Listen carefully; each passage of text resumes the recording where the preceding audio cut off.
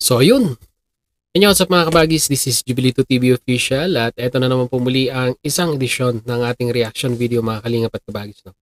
Pero bago po lahat, syempre po, no, mega love shoutout po muna kay Val Santos Matubang, kay Ate Edna Vlogs, kay Kalingap Rab, kay Roel of Malalag, Kalingap Netizens, Kalingap Subscribers, Kalingap Supporters, at lalong-lalo na po ang ating mga Kalingap Partners. No? Mega love shoutout po sa inyong lahat. So ito na mga kalingap at kabagis for today's reaction video. Gawin lang po natin ang reaction at pagbibigay ng opinion dito nga po sa naging recent live streaming ni Roel of Malalag with special guest, Tita Emmy, mga kalingap at kabagis. No? Alam naman po natin na itong si Tita Emmy ay nandyan ngayon sa Daet, no? Para pumasyal at nai-announce na rin dito ni Kuya Val Santos Matubang sa kanyang mga previous live streaming na magkakaroon nga daw po ng reunion ang mga matubang.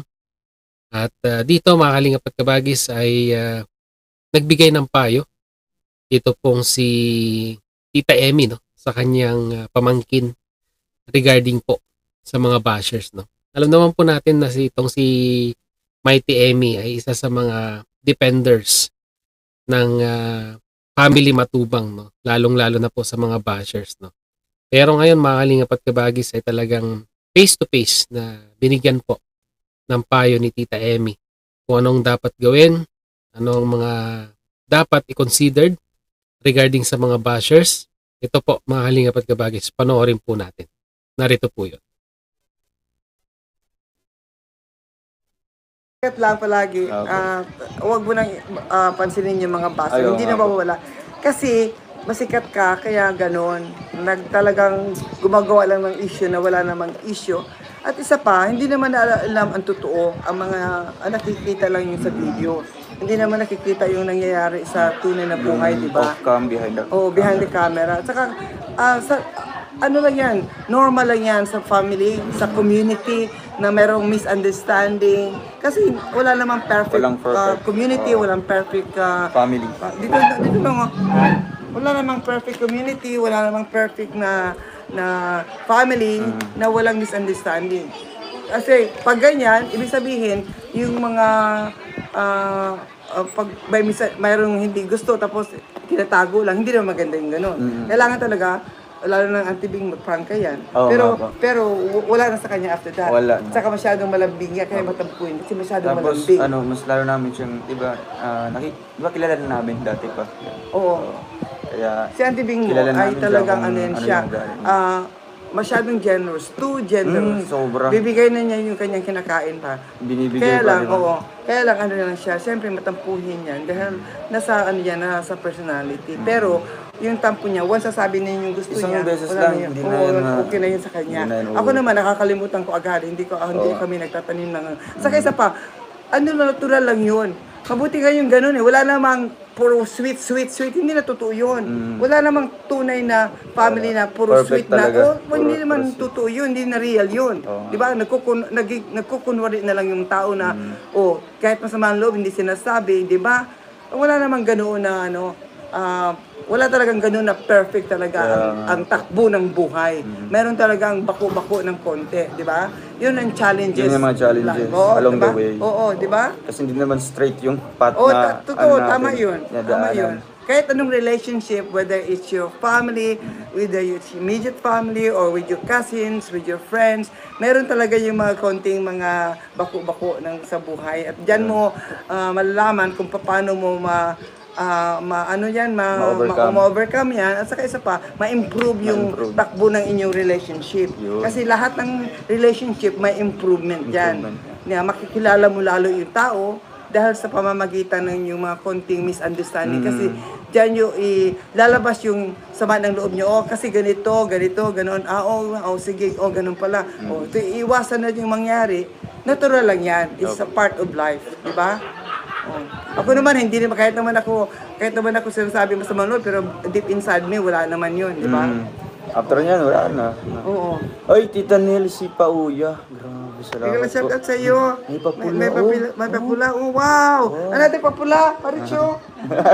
Salamat po. Salamat po. Sino nagbigay?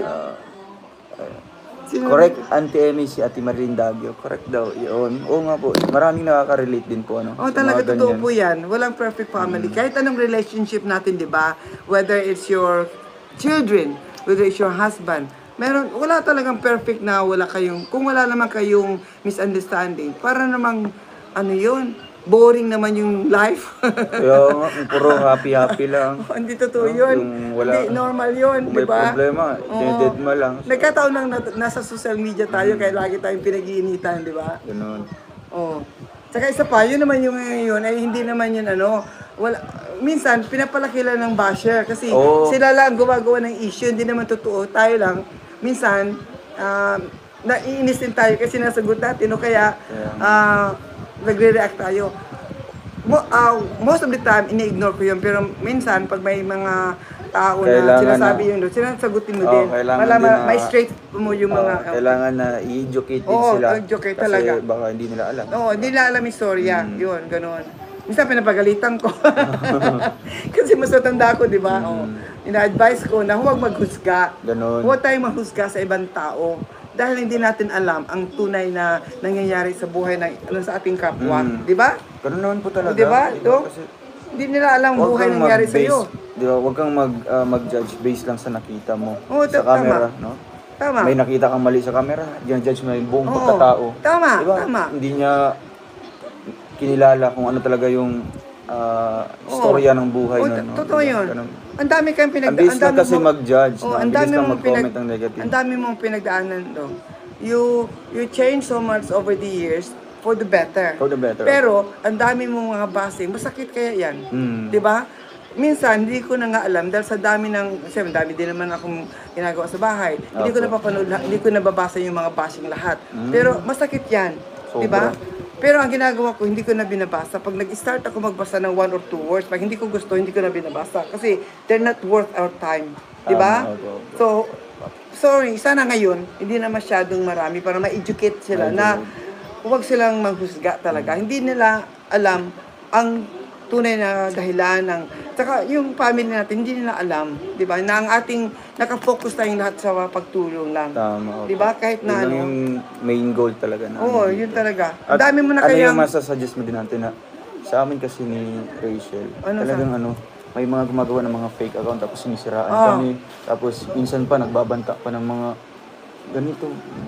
Talaga papatayin masama? na. Oo, masama siya. Hindi man namin Dapat pa na yun sa cyber ipapatrace ba? na namin. Hindi ba na pa na Ipapacyber crime namin yan. O kaya pa strike? Pwede ba yun? Hindi. Hindi kasi Comments ano lang yan kasi eh. siya, comments, gumagawa ng fake FB account. Fake account. Oo. Once ma-block na yun, Hindi ba gagawa pwedeng- naman ng ulit. Hindi ka ba naghingi ng payo sa mga sa mga cyber department sa Hindi pa. Hindi pa? Oo. Basta ang sabi lang po sa amin na ipunin na namin yung mga yun. possible Pero hanggang evidence kailan namin. mo ipunin yan? Yun Dapat nga, talaga kumbaga, banatan mo. Banatan mo, gusto ko banatan ko. Pero sabi Wala mo, akong di ba? takot dyan. Pero sabi mo, di ba, they are not worth of our Dahil time. worth na Di worth ba? of your time. Oo. Pero merong isa o dalawa, tatlo na kailangan pagalitan. Oo, di ba? Ay, kailangan sermonan ni Sermonan. Mighty Emmy.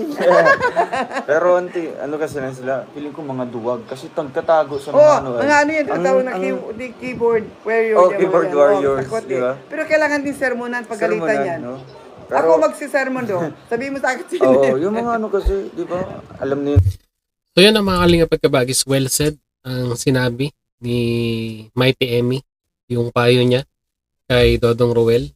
And at the same time ay yung payo niya rin sa mga bashers ng maglangga. No? At the same time sa sa mga matubang na huwag tayong basta-basta magsasalita ng mga bagay-bagay na unang-una sa lahat ay wala naman po tayong mga reference, wala tayong basihan. Kumbaga parang bumabase lamang tayo sa mga salitang binibitawan, sa mga gesture na napapanood natin, ay doon na po tayo gumagawa ng mga topic or mga bagay-bagay na pwede po nating ipambash dito po sa mga matubang family. To be specific dito po kay Dodong Ruel. At maganda rin ang payo ni Tita Emmy regarding nga po dito sa mga fake account na nagbibitiw ng mga hindi magagandang salita na pag blinak ay gagawa uli ng mga panibagong account para magtuloy-tuloy ang kanilang pambabash. I think for me, kung akong tatanungin ninyo mga kalingap at kabagis, no, para lang po may align dun sa sinabi ni Tita Emmy, no, it's about time, Dodong Roel, na take the legal actions, ika nga. Kung may mga naipon ka ng sapat na evidences regarding sa pambabash na yan, sa panahon ngayon, napakadali nang i-trace ang IP address, kung sino man yung gumawa ng account na yan. Kung ginawa yan via mobile ay nakaregister ng SIM card, na kung saan ay mas madali na pong i-trace dahil na i-register na po ang SIM card ngayon, ay sa tingin ko po, no, dapat masampulan para po matuto at para mahimasmasan sa mga bagay-bagay na ginagawa nilang mali sa pang-aalipusta at sabihin na nating paninira sa ating mga kapwa-tao. So yun mga kalingap at kabagis, sila man po ang ating reaction video for today. Mag-comment po kayo sa ating comment section kung ano naman po inyong masasabi, opinion, reaction dito nga po sa naging payo ni Mighty Emmy or Tita Emmy sa kanyang pamangkin, no, na si Roel of Malalag. So lagay niyo po yan sa ating comment section mga kalingap at kabagis. So hanggang dito lang. Once again, this is Jubilito TV Official, proud member po ng Team Koos at ng Karepa Year 2024. As I always say mga kalingap and kabagis, no? Peace, God first. God bless po. Bye!